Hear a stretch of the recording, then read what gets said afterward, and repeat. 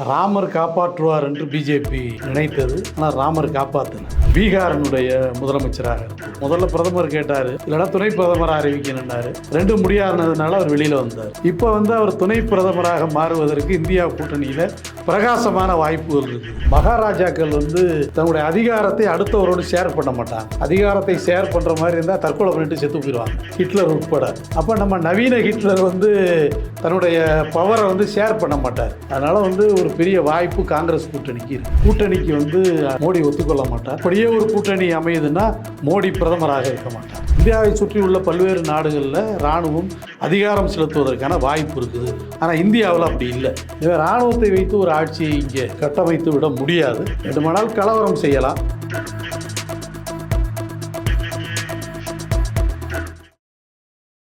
வாகை தமிழ் நேயர்களுக்கு வணக்கம். இன்று நம்ம நேர்காணல்ல நம்மோடு இணைந்திருக்கிறார் தமிழக மக்கள் ஜனநாயக கட்சியின் தலைவர் KM ஷரீப் அவர்கள். வணக்கம் சார். 2024 மக்களவை தேர்தல் முடிவுகள் வெளியாகிட்டு இருக்கு. ஸோ இந்த நிலையில தமிழகத்தை பொறுத்த வரைக்கும் திமுக தான் முன்னிலையில இருக்கு. ஸோ என்னதான் திமுக முன்னிலையில இருந்தாலுமே பாஜக வாக்கு சதவீதம் முந்தைய தேர்தலை விட அதிகமாக வச்சிருக்காங்க. ஸோ இதை பார்க்குறப்போ எப்படி தோணுது சார்? அதாவது அதிமுகவின் வாக்குகளை பிஜேபி விழுங்கி இருக்கிறது. எப்படி விழுங்குனுச்சுன்னா, இந்திய அளவுலேயே யார் யாரெல்லாம் பிஜேபியோட கூட்டணி சேர்ந்தார்களோ அந்த கட்சிகளை எல்லாம் கரைத்து பிஜேபி குடித்திருக்கிறது. அது மகாராஷ்டிராவாக இருக்கட்டும், அல்லது தெலுங்கானா, ஆந்திரா போன்ற பகுதிகளாக இருக்கட்டும், தமிழ்நாடாக இருக்கட்டும், எங்கெங்கெல்லாம் பிஜேபி கூட்டணி சேருகிறதோ அந்த கட்சிகளை கபலீகரம் செய்வதுன்னு தமிழில் சொல்கிறோம்ல, அந்த வேலையை தொடர்ச்சியாக பிஜேபி செய்து வந்திருக்கிறது. அதிமுகவை பொறுத்தவரை ஜெயலலிதா அப்படி ஒரு நிலைமை ஏற்படாமல் காத்தார். ஏன்னா அவரும் ஒரு பவர்ஃபுல் லீடர். தமிழ்நாட்டு அரசியலில் திமுகவில் கலைஞர் இருந்தது போல் அதிமுகவில் ஜெயலலிதா இருந்தார். அதனால் பிஜேபியினால் ஒரு பெரிய அளவு அந்த கட்சியை அவர்கள் உள்ளே இது பண்ண முடியலை. ஆனால் ஜெயலலிதா இறப்புக்கு பின்னால் அதிமுகங்கிற கட்சியோடு கூட்டணி சேர்ந்து அந்த கட்சியினுடைய வாக்கு வங்கி, ஏன்னா பிஜேபி இந்துத்துவாவை முன்னிலைப்படுத்துகிற கட்சி, அப்போ அதிமுகவையும் அதை நோக்கி நகர்த்தி அந்த வாக்குகளை தனது வாக்குகளாக பிஜேபி மாற்றி வைத்திருக்கிறது. அப்போ எடப்பாடியை பொறுத்தவரை அதிமுகவுக்கென்று தனித்த லட்சியங்களோ அல்லது இதுதான் எங்கள் கொள்கை என்று சொல்லக்கூடிய அளவுக்கோ எந்த கொள்கையும் அதிமுகட்ட கிடையாது. இப்போ திமுகன்னா நாங்கள் இந்திய எதிர்ப்பு, மதவாத எதிர்ப்பு, இந்த மாதிரி சில நோக்கங்களை தங்களுடைய கொள்கைகளாக திமுக வைத்திருக்கிறது. இப்போ ஒவ்வொரு கட்சிகளுக்கும் ஒரு நோக்கம், கொள்கை இருக்கிறது. அதிமுக என்பது கருணாநிதி எதிர்ப்பில் உருவாக்கப்பட்ட அரசியல் கட்சி. கிட்டத்தட்ட திமுக என்னென்ன சித்தாந்தங்களை முன்வைத்ததோ அதே சித்தாந்தங்களை நாங்கள் முன்வைப்போம் என்பதுதான் எம்ஜிஆருடைய நோக்கம். அதன் அடிப்படையில் தான் அதிமுக தொடங்கியது. எனவே பெரிய கொள்கை ரீதியான ஒரு அமைப்புன்னு அதிமுகவை சொல்ல முடியாது. பிஜேபியை பொறுத்தவரை அந்த மாதிரி கட்சிகளை அரவணைத்து அதை டைல்யூட் செய்வது அப்படின்னு சொல்லுவோம் இங்கிலீஷில். அது மாதிரி அந்த கட்சியை டைல்யூட் செய்து அதை விழுங்கி சாப்பிடுகிற வேலையை ஏற்கனவே பிஜேபி செஞ்சிருச்சு. அதனால் இப்போ அதிமுக கூட்டணி இருந்தாலும் இல்லைன்னாலும் பிஜேபியை பொறுத்தவரை அந்த வாக்குகளை ஓரளவு கேப்சர் பண்ணியிருக்கு. இன்றைக்கி நிலைமைக்கு இப்போ வரையும் கூட 10% மேலே இந்த நாடாளுமன்ற தேர்தலில் பதிவான வாக்குகளில் 10% வாக்குகளை பிஜேபி பெற்றிருக்குது. நாடாளுமன்ற உறுப்பினர்கள் இருக்காங்களோ இல்லையா தமிழ்நாட்டில், அந்த வகையில் அது முழுக்க அதிமுகவினுடைய வாக்குகள். இப்போ அதிமுக வாக்குகளை பார்த்தீங்கன்னா நீங்கள் சில இடங்களில் பிஜேபி தாண்டி அதிமுக நிற்கிது. அப்போ இதனுடைய வாக்கு எங்கேருந்து வந்துச்சு அப்படின்னா அதிமுக ஓட்டு தான். அப்போ இந்த மாதிரி ஒரு நிலை அதிமுகவுக்கு ஏற்படாமல் இருப்பதற்கு ஏற்கனவே அதை தடுத்திருக்கணும் எடப்பாடி போன்றவர்கள். ஆனால் அவங்க தடுக்கலை. அவங்க ஆட்சி இருக்கிற வரையும் ஆதரவாக தான் இருந்தாங்க. அல்ல இனி ஒன்றும் செய்ய முடியாது. நீங்கள் அதிமுகவை 3வது இடத்துக்கு அவர்கள் தள்ளுவதோ அல்லது பிஜேபி தொடர்ச்சியாக தமிழக அரசியல் பிஜேபியுடைய விருப்பமே அதுதான், அதிமுகங்கிற கட்சியை தள்ளி விட்டுட்டு அந்த இடத்துக்கு தாங்கள் வருவது, இதுதான் பிஜேபியினுடைய நோக்கம் தமிழ்நாட்டில். அதில் கிட்டத்தட்ட ஓரளவு இன்றைக்கு வெற்றி பெற்று இருக்கிறார்கள். எனவே அதிமுக இனியாவது சுதாரித்து 2ஆம் இடத்தை தக்க வைத்துக் கொள்வதற்கும் அல்லது முதலிடத்தை பெறுவதற்குமான ஒரு பெரிய போராட்டத்தை நடத்த வேண்டியிருக்கிறது. அதை செய்தால் அதிமுக பிழைக்கும், இல்லையேல் பிஜேபி தான் வளரும் தமிழ்நாடு. சார், இப்போ ஒடிசாவில் பார்த்தீங்கன்னா ரீசெண்டாக அவரோட பிரச்சாரம் வந்து பயங்கரமான ஒரு பேசு பொருளாக மாறிச்சு. இப்போ நவீன் பட்நாயக்கை வீழ்த்திட்டு பாஜக தான் அந்த இடத்துல முன்னிலை வகிச்சிட்டு இருக்கு. ஒடிசாவா இப்படி அயோத்தியில் வந்து பெரிய பிரச்சாரமாக ராமர் கோயிலை வச்சாங்க, ஆனால் அயோத்தியிலையுமே பாஜக வந்து அங்கே தோற்று போயிருச்சு. ஸோ இந்த ரெண்டு இதையும் பார்க்கறதுக்கு என்ன சார் நினைக்கிறீங்க? அதாவது ராமர் காப்பாற்றுவார் என்று பிஜேபி நினைத்தது, அப்படி தான் விரும்பியது. ஆனால் ராமர் காப்பாற்றலை. அது வந்து குழந்தை ராமர் இல்லையா, அதனால் பெரிய ஆட்களை காப்பாற்றாமல் விட்டுருச்சு. அப்போ அங்கே ராமர் காப்பாற்றுவார்னு நினச்சாங்க. அங்கே அவர்களுக்குள் நடந்த உள் முரண்பாடு ஒரு பெரிய விஷயம். யூபியை பொறுத்தவரை யோகி வரணுமா வேண்டாமா அந்த பிரச்சனைக்கு, யோகி வந்து பெரிய அளவு ஜெயிச்சு வந்துட்டால் மோடிக்கு போட்டியாக வந்துடுவார் அப்படிங்கிற மாதிரி அமித்ஷா போன்றவருடைய கருத்து. அதனால் அவர் வந்து பெரிய அளவு வந்து எஃபர்ட் எடுக்கலை மோடியோ யாரும் யூபிக்குள்ளே. ஆனால் காங்கிரஸ் அங்கே வந்து காங்கிரஸும் சமாஜ்வாடியும் பெரிய அளவுக்கு அங்கே வந்து ஒர்க் பண்ணாங்க. சமாஜ்வாடிக்கும் இது ஒரு வாழ்வா சாவா பிரச்சனை மாதிரி. அகிலேஷ் யாதவை பொறுத்தவரை இப்போ இங்கே குறைந்தபட்சம் வெற்றி பெற்றால்தான் அடுத்து வரப்போகிற சட்டமன்ற தேர்தலை வந்து சரியாக கண்டஸ்ட் பண்ண முடியும்னு அவங்க நினச்சாங்க.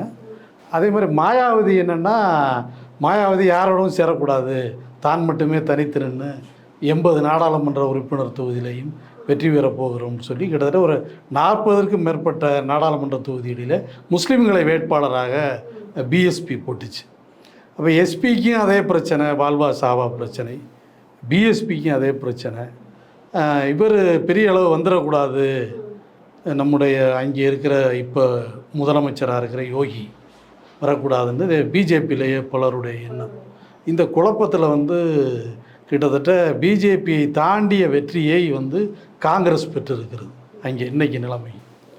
அதே மாதிரி ஒடிசாவை பொறுத்தவரையும் மோடியினுடைய திட்டமிட்ட பிரச்சாரம், மோடி அமித்ஷாவுடைய திட்டமிட்ட பிரச்சாரம், ஒரு தமிழர் வந்து அதிகாரத்துக்கு வந்துடக்கூடாது, இங்கே வந்து வேட்டி கட்டுறது, நான் தமிழன்னு சொல்கிறது, திருக்குறளை சொல்கிறது, பக்கத்தில் இருக்கிற காளியம்மா கோயில்கிட்ட கும்பிட்டுட்டு தான் நான் வந்து பிரச்சாரத்துக்கு வந்திருக்கேன்னு சேலத்தில் சொல்கிறது, காளி பார்த்துக்குவான்னு சொல்கிறது, இதெல்லாம் இங்கே. இப்போ நமக்கு வந்து மோடியினுடைய உண்மை முகம் எப்போ தெரிஞ்சிருக்கும்னா, ஒடிசாவிலையும் இங்கேயும் ஒரே நேரத்தில் தேர்தல் நடந்திருக்குன்னு வச்சுக்கங்களேன். அப்போ மோடியினுடைய உண்மை முகம் நமக்கு தெரியும். அது இங்கே தாண்டி தான் அங்கே தேர்தல் நடந்தது. இங்கே வந்து எல்லாம் முடிஞ்சதுக்கு பின்னாடி அங்கே ஒரு தேர்தலுங்கிற மாதிரி ஆயிடுச்சு. இந்தியாவில் இப்படி 7 கட்ட தேர்தல் முதன்முறையாக இப்போ தானே நடக்குது. ஆனால் ஒடிசாவில் அவர்கள் செய்த பிரச்சாரம் அவர்களுக்கு சாதகமாக அமைஞ்சது. ஒடிசாவில் இருக்கிற பூரி ஜெகநாதர் கோயில் பொக்கிஷ சாவியை தூக்கிட்டு ஓடி போயிட்டாங்க, அது தமிழ்நாட்டில் இருக்குது அப்படின்னு வந்து ஒரு முட்டாள்தனமான கருத்தை வந்து சொல்வதும், தமிழர் ஆளலாமான்னு அமித்ஷா போன்றவர்கள் கேட்டதை அந்த மக்களிடத்தில் வந்து ஒரு மாற்று சிந்தனையை உருவாக்கிருச்சு. அதில் வந்து பிஜேபி வெற்றி பெற்று விட்டது. அதான் நான் ஏற்கனவே சொன்ன மாதிரி கோயா பல்ஸை விட பெரிய சித்தாந்தவாதிகளாக பொய் சொல்லுபவர்களாக பிஜேபியினர் இருக்கிறார்கள். அதே நேரத்தில் கேரளாவில் ஒரு நாடாளுமன்ற உறுப்பினர் இப்பொழுது காங்கிரஸ், அதாவது பிஜேபி இதனுடைய கணக்கை தொடங்கி இருக்கிறது. காங்கிரஸ் அதிகபட்ச நாடாளுமன்ற உறுப்பினர்களை பெற்றிருந்தாலும் கூட முதல் முறையாக பிஜேபி இங்கே வென்றிருக்கிறது. அது நம்மளை பொறுத்தவரை ஒரு மைனஸ் அப்படின்னு தான் நம்ம நினைக்கணும். அகில இந்திய அளவில் வந்து பார்த்தீங்கன்னா யூபி மக்கள் கூட வந்து, அதாவது இந்தியாவிலே படிக்காத மக்களுடைய எண்ணிக்கை வந்து யூபியில் தான் அதிகம். இந்தியாவில் படித்தவர்கள் எண்ணிக்கை கேரளாவில் தான் அதிகம். கேரளாவில் பிஜேபி வருவதும் படிக்காத மக்கள் வந்து திருந்தி பிஜேபிக்கு எதிரான ஒரு நிலை ஏற்படுத்துறதும் வந்து இன்றைக்கி நம்ம பார்க்குறோம் யூபியில்.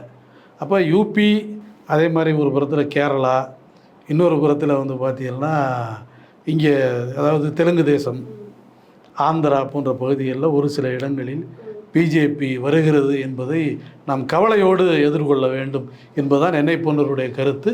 அது வந்து ஒரு வேளை வர இருக்கிற இந்த புதிய அமைச்சரவை ஒருவேளை காங்கிரஸ் ஆட்சி அமைத்தால் அதற்கான அதிகபட்சம் வாய்ப்புகளும் இருப்பதாக நான் நினைக்கிறேன். ஏன்னா இங்கே வந்து 2 பெரிய தலைவர்கள் தான் தீர்மானிக்கிற சக்தி ஆயிட்டாங்க. மோடி, ராகுல் காந்தி என்பதை தாண்டி இன்றைக்கி வந்து பார்த்தீங்கன்னா இவர் நம்ம ஆந்திராவினுடைய தெலுங்கு தேசம் கட்சியினுடைய தலைவர் சந்திரபாபு நாயுடு, இன்னொரு புறத்தில் பீகாரினுடைய முதலமைச்சராக இருப்பவர். அவர் வந்து துணை பிரதமர் கேட்டு அல்லது அதுக்கு இல்லைன்னா முதல்ல பிரதமர் கேட்டார் இந்தியா கூட்டணியில், இல்லைன்னா துணை பிரதமராக அறிவிக்கணுன்னாரு. 2 முடியாததுனால அவர் வெளியில் வந்தார். இப்போ வந்து அவர் துணை பிரதமராக மாறுவதற்கு இந்தியா கூட்டணியில் பிரகாசமான வாய்ப்புகள் இருக்குது. அவரோ அல்லது வந்து சந்திரபாபு நாயுடு யாரோ ஒருத்தர் அப்படி துணை பிரதமர் தர்றேன் அல்லது உள்துறை தர்றேன்னு சொன்னால் அவர்கள் வந்து இந்தியா கூட்டணிக்கு வருவதற்கான வாய்ப்பு இருக்குது. இன்றைக்கி வந்து பார்த்திங்கன்னா இப்போ இருக்கிற சூழலில் ஒரு 50 நாடாளுமன்ற உறுப்பினர்கள் தான் தீர்மானிக்கிற சக்தியாக இருக்காங்க. ஏன்னா இவங்க வந்து 290 கிட்ட இருக்காங்க பிஜேபி கூட்டணி, அவங்க 230க்கு மேலே வந்துட்டாங்க. ஒரு 50 பேர் இங்கிட்டு போயிட்டாங்கன்னா இந்த கூட்டணி ஆட்சி அமைக்கும், அல்லது அங்கிட்டு போயிட்டாங்கன்னா அந்த கூட்டணி ஆட்சி அமைக்கும். அதனால் வந்து ஒரு பெரிய வாய்ப்பு காங்கிரஸ் கூட்டணிக்கு இருக்குது. ஸோ இப்போவே நீங்கள் சொல்கிறப்ப பார்த்தீங்கன்னா 290 230 இருக்க பிறகு பெரும்பான்மையில் பிஜேபி ஒருவேளை வந்துருச்சுன்னா இந்தியா கூட்டணியால் அதை எதிர்கொள்ள முடியுமா? இல்லை, இப்போ நீங்கள் எப்போதுமே ஒரு விஷயத்தை ஞாபகம் வச்சுக்கோங்க. மகாராஜாக்கள் வந்து அப்படியே மகாராஜாவாக இருந்து பழக்கப்பட்டாங்கன்னு வச்சுங்களேன், தன்னுடைய அதிகாரத்தை அடுத்தவரோடு ஷேர் பண்ண மாட்டாங்க. நீங்கள் வந்து பல மன்னர்களுடைய வரலாறுகள் எனக்கு தெரியும். அதிகாரத்தை ஷேர் பண்ணுற மாதிரி இருந்தால் தற்கொலை பண்ணிட்டு செத்து போயிடுவாங்க, ஹிட்லர் உட்பட. அப்போ நம்ம நவீன ஹிட்லர் வந்து தன்னுடைய பவரை வந்து ஷேர் பண்ண மாட்டார். மோடியை பொறுத்தவரையும் மகாராஜாவாக இருந்து விட்டவர். அவர் தன்னுடைய அதிகாரத்தை ஷேர் பண்ணி நான் வந்து துணை பிரதமராக ஒருத்தரை நியமிக்கிறேன், என்னுடைய அதிகாரங்களை இன்னொரு கொடுக்குறேன், அல்லது உள்துறை அமைச்சருக்கு அதிகாரம் கூட்டணின்னு வந்துட்டால் அவர்கள் தங்களுடைய அதிகாரத்தை பெறணும்னு நினைப்பாங்க. எந்த கட்சி அது வந்தாலும் சரி. அதற்கு வந்து மோடி ஒத்துக்கொள்ள மாட்டார் தான் என்னை போன்றவருடைய கருத்து. ஏன்னா 10 வருஷம் மகாராஜாவாக இருந்தாச்சு, இனி வந்து மகாராஜாங்கிற பேரில் சும்மா இருக்க முடியாது.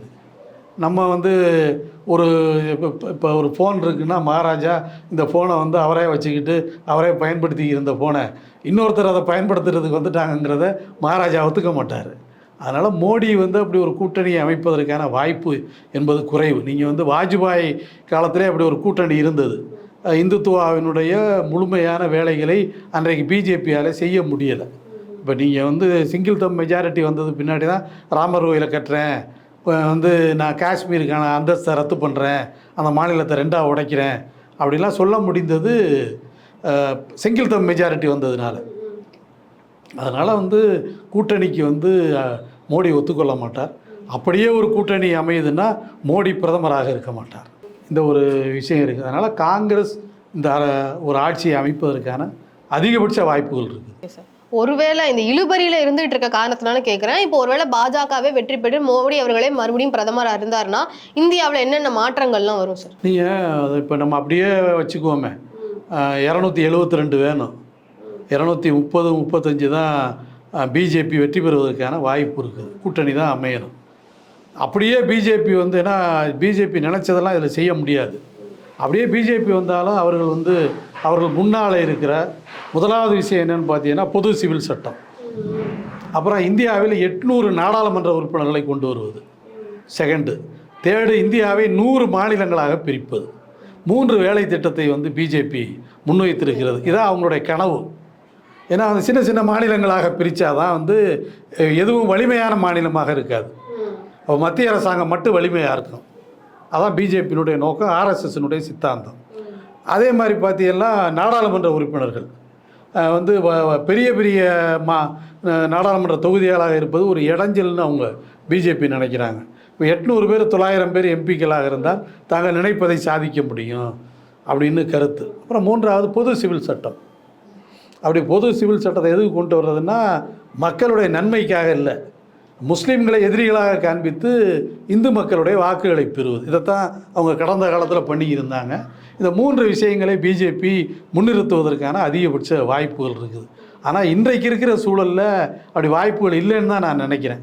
ஏன்னா இதுக்கு வந்து அதனுடைய கூட்டணி கட்சி இல்லைன்னா கூட்டணி சேர்ந்தால் தான் பிஜேபி ஆட்சியை அமைக்க முடியும்.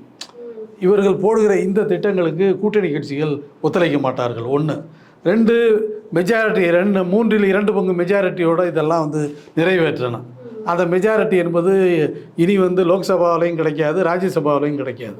அதனால் இதை நிறைவேற்ற மாட்டாங்க. ஆனால் சிங்கிள் தம் மெஜாரிட்டியில் அவர்கள் வந்திருந்தால் இவையெல்லாம் இந்தியாவில் தொடர்ச்சியாக நடக்கும். எனவே அவர்கள் வரவில்லை. அதனால் அதை பற்றி நாம் கவலைப்பட வேண்டிய அவசியம். சரி, இப்போ நீங்கள் சொன்னீங்க பவரை வந்து ஷேர் பண்ண மாட்டாங்க, மோடி வந்தாங்கன்னா துணை பிரதமர் அந்த மாதிரி எந்த ஒரு பவர்ஸை வந்து ஷேர் பண்ண மாட்டாங்கன்னு சொன்னீங்க. இப்போ அவர் வந்து ஒருவேளை தோல்வி அடைகிறாருன்னா தோல்வியை ஒத்துக்கொண்டுட்டு பிரதமர் பதவியிலேருந்து இறங்கிடுவாருன்னு நம்புறீங்களா? இல்லை, அது வேறு வழி இல்லை. நீங்கள் வந்து சில பேர் சொல்கிறாங்க இராணுவ ஆட்சி கொண்டு வந்துடுவாங்க, அவர்கள் கலவரம் செய்வதற்கு அதிகபட்ச வாய்ப்புகள் இருக்குது.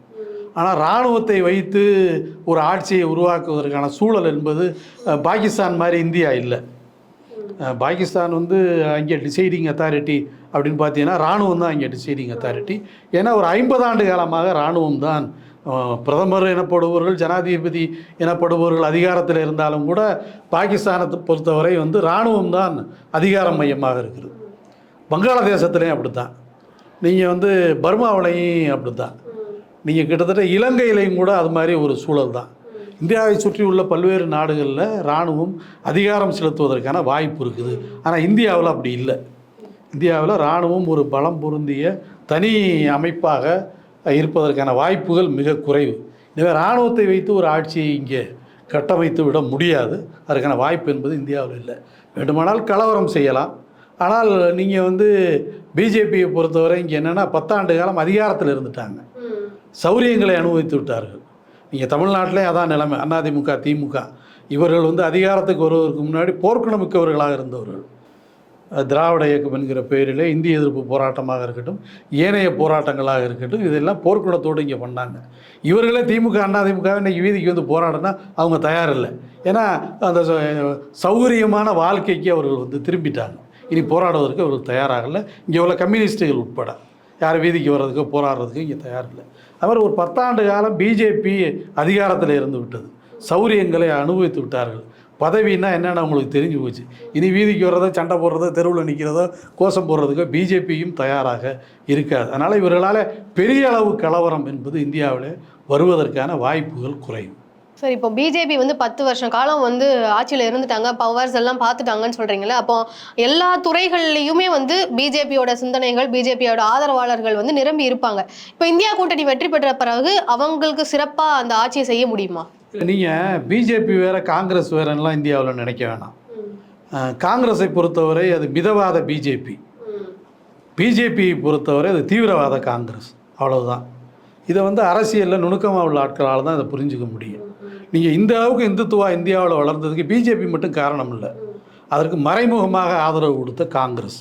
நீங்கள் காங்கிரஸினுடைய பெரிய தலைவர்கள் எல்லாருமே பிஜேபி அனுதாபிகளாகத்தான் இருந்திருக்காங்க.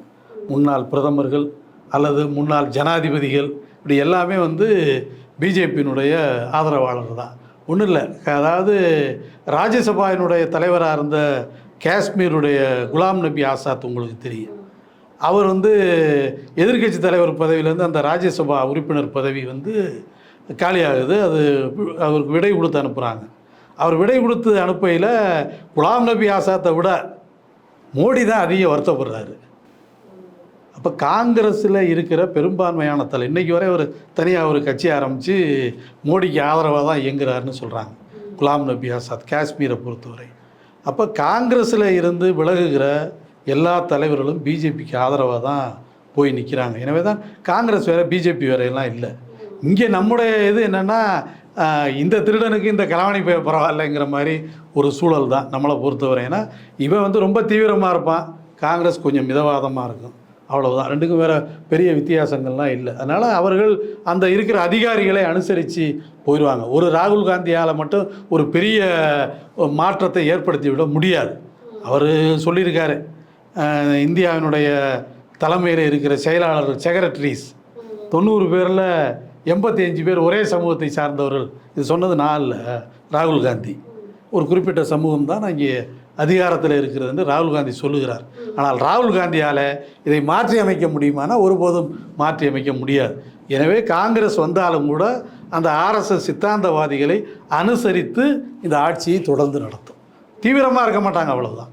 ஸோ இப்போ காங்கிரஸ் இந்தியா கூட்டணின்னு பார்க்குறப்போ பிரதமர் வேட்பாளர் அப்படிங்கிற ஒரு பெரிய கொஸ்டின் மார்க் வந்து வருது, யார் பிரதமர் அப்படிங்கிறதுல. ஸோ இதை எப்படி அவங்க சரி பண்ணி எப்படி யார் பிரதமராக இருப்பாங்கன்னு நினைக்கிறீங்க? அதாவது காங்கிரஸை பொறுத்தவரை ஏற்கனவே ஒரு பிரச்சனை வருகிற போது சோனியா காந்தி பிரதமர் ஆகக்கூடாது, இத்தாலிய பெண்மணி என்கிற பிரச்சனை, சரத்பவார் போன்றவர்களெல்லாம் அந்த விஷயத்தை தான் முன்னிறுத்தினாங்க. உடனே காங்கிரஸ் சண்டை போட்டுக்கிட்டு ஆட்சி வேணான்னு சொல்லலை, டக்குன்னு மன்மோகன் சிங்கை தூக்கி வச்சு ஆட்சியை மூவ் பண்ணிட்டாங்க.